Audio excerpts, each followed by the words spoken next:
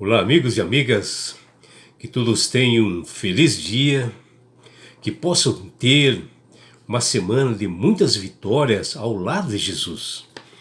Vamos estudar a lição e hoje, terça-feira, 14 de fevereiro, a lição 7, ela tem como título O Jovem Rico. Jesus estava caminhando com seus discípulos e eis que um jovem vai ao seu encontro, pôs-se de joelhos diante dele e perguntou: Bom mestre, que farei para alcançar a vida eterna? Está lá no livro de Marcos, capítulo 10, versículo 17. O relato é encontrado neste livro de Marcos e também de Mateus 19, versículos 16 e 22. E dá conta de que aquele jovem ele era um judeu que fazia uma pergunta ao mestre, Jesus, que responde: Por que me chamas de bom? Ninguém é bom senão um que é Deus. Bom, muitas pessoas acham que Jesus foi muito rude ao responder a esse jovem quando ele falou, bom mestre, né? O que ele faria para ganhar o reino dos céus. Acontece que às vezes nós temos que colocar palavras firmes, né? Palavras assim com uma voz firme, para que a gente tire a outra pessoa daquele conforto que ela está, naquele erro que ela se encontra, para que ela tome consciência, né, que ela está errada, né? E aqui Jesus, e sempre teve, ele fita os seus olhos assim, nos olhos da pessoa, e ele lê o coração. E aquele jovem, ele estava, claro, buscando, né, a salvação, o reino dos céus, mas ele queria da forma dele. E Jesus, já na primeira palavra que ele deu, já deu assim uma firmeza. Ele não foi rude com o rapaz. O que ele quer chamar é a atenção daquele rapaz, para que ele observasse o que ele ia falar. E assim é conosco também, às vezes, quando nós estamos corrigindo outras pessoas, e quando você pega firmeza na voz, eles acham que você está sendo grosso, rude. E não é assim, né? Porque a resposta inicial de Jesus parecia ser assim dura, mas não é, era um alerta para ele. O que Jesus quis fazer aqui era desviar a atenção de si mesmo, né, que aquele jovem estava, para Deus, pois que o que importava era fazer a vontade do Pai e revelar o projeto de Deus Pai, porque aquele jovem rico ali da sociedade, ele queria se salvar, mas na maneira dele, né? Tanto é que Jesus leu o coração dele.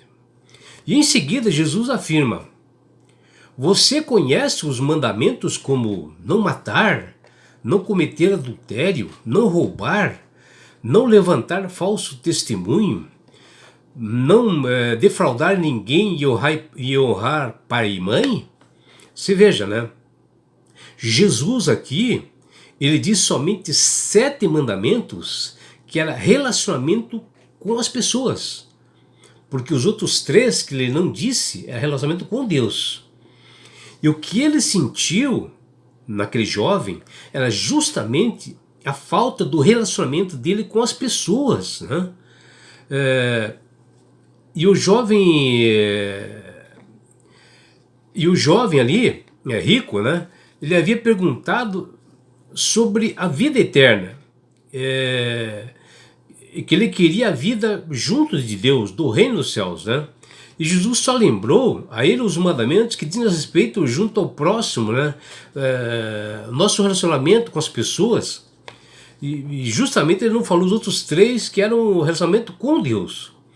E para Jesus, nós só conseguimos estar bem com Deus se nós estamos se relacionando bem com o próximo.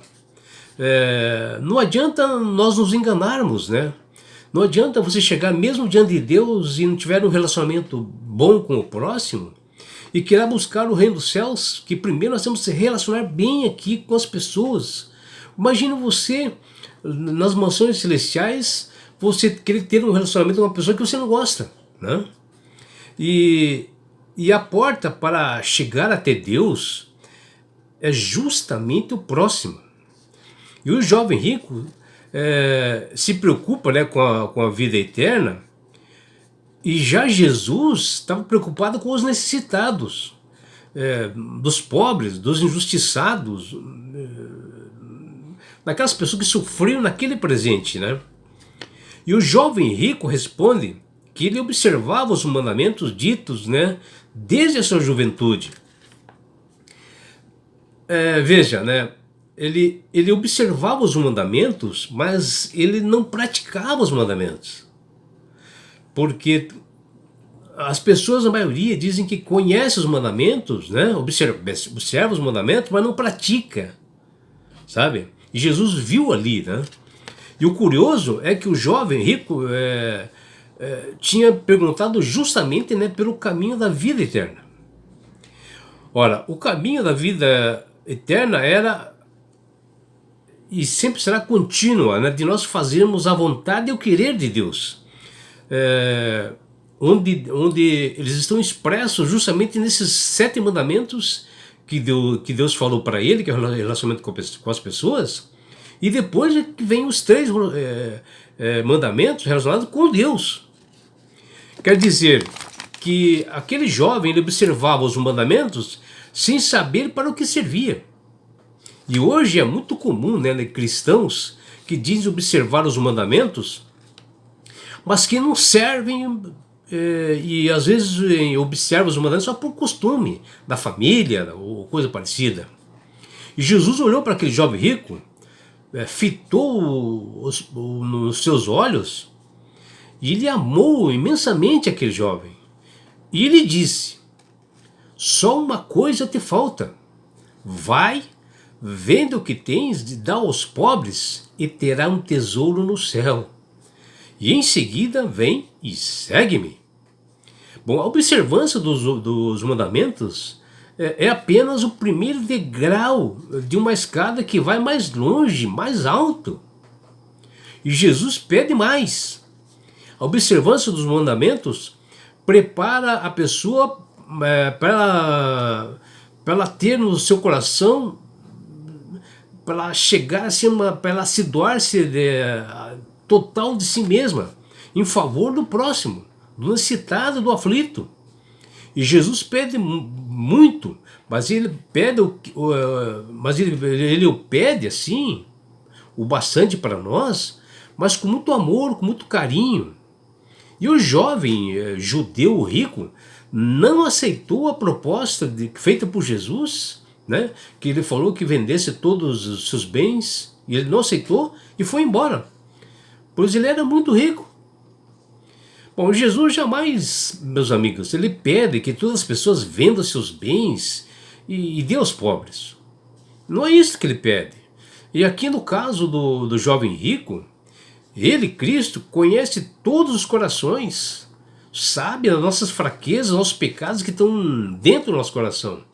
Ele simplesmente ele fez um teste para aquele jovem, que aquele jovem rico, ele ficou com muita tristeza no seu coração por ele ter muitos bens. E isso impediu de seguir a Jesus. Cristo sabia que para aquele jovem era a única esperança realmente, era realmente vender aqueles, e se desapegar, né, dos bens materiais. O mestre, né, Jesus, com muito amor, ofereceu a vida eterna em um lugar em seu círculo assim íntimo, e até disse ao jovem: venha, siga-me. As mesmas palavras, né, que ele utilizou para chamar os demais 12 apóstolos, né?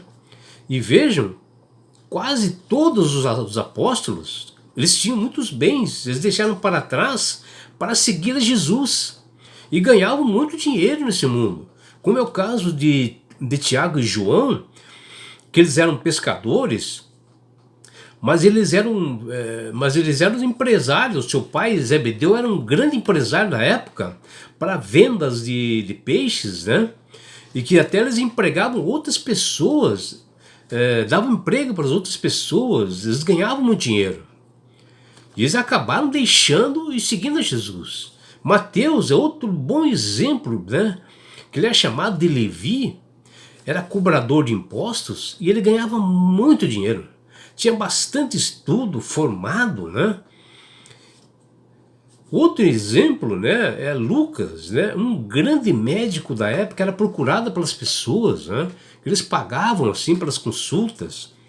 E todos deixaram suas profissões, seus negócios, seus bens para seguir a Jesus.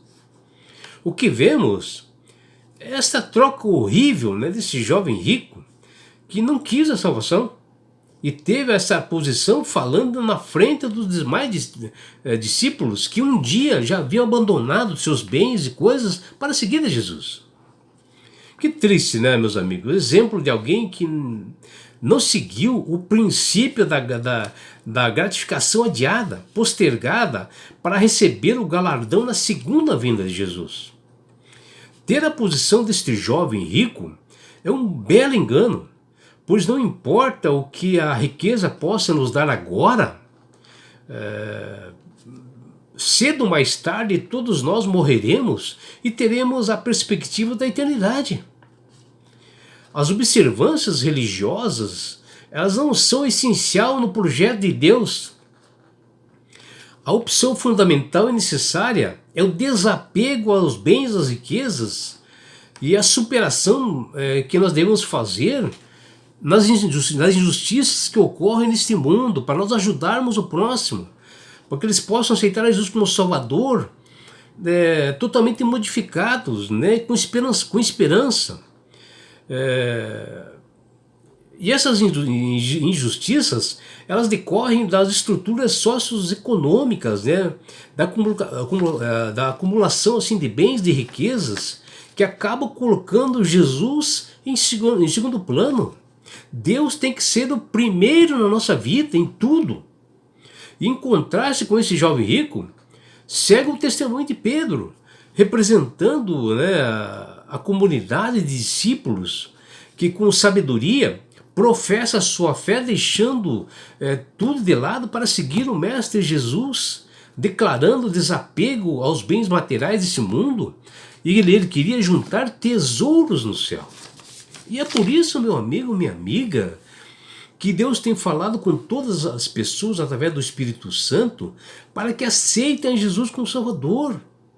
E quando ela aceita Jesus como Salvador, ele vem sabedoria, ele vem entendimento, ela começa a manusear melhor as Escrituras, entender essas passagens, como esse jovem rico, que também é um exemplo para a nossa vida, né?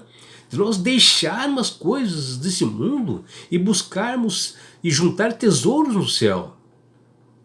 E quando você aceita Jesus, você começa a ter entendimento, né? Entendendo melhor e saber que este mundo nós somos peregrinos.